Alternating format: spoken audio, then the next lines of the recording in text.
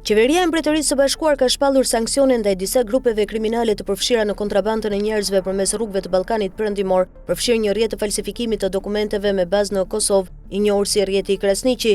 Rrjeti i Krasniqi me bazë në Kosovë dyshohet për prodhimin e pasaportave, kartave të identitetit dhe patent shoferëve të falsifikuara për më shumë se 50 shtete, përfshirë Mbretërinë e Bashkuar. Autoritetet britanike kanë vlerësuar se grupi ka ndihmuar bandat ballkanike të lehtësojnë kalimin e paligjshëm të migrantëve drejt Evropës Perëndimore. Në listën e sanksioneve janë përfshirë disa anëtar të rrjetit, mes tyre Burim Krasniqi, i identifikuar si udhëheqës, Arif dhe Valon Krasniqi, Sami Duriqi, Granit Avdyli, Nexhmie Selmani, Endrit dhe Shkëmbim Ermellahu. Ata janë përfshirë në prodhimin, shpërndarjen dhe sigurimin e pajisjeve për falsifikim të dokumenteve. Këto zhvillime lidhen me një rast të zbuluar më parë nga Prokuroria Speciale dhe Policia e Kosovës në janar 2025, kur autoritetet kosovare sekuestruan në Prishtinë një laborator të sofistikuar për falsifikimin e dokumenteve. Në bastisje u gjetën mbi 20.000 mikrochipa, printer profesional, makina lazeri dhe mijëra dokumente të falsifikuara nga 51 shtete të ndryshme.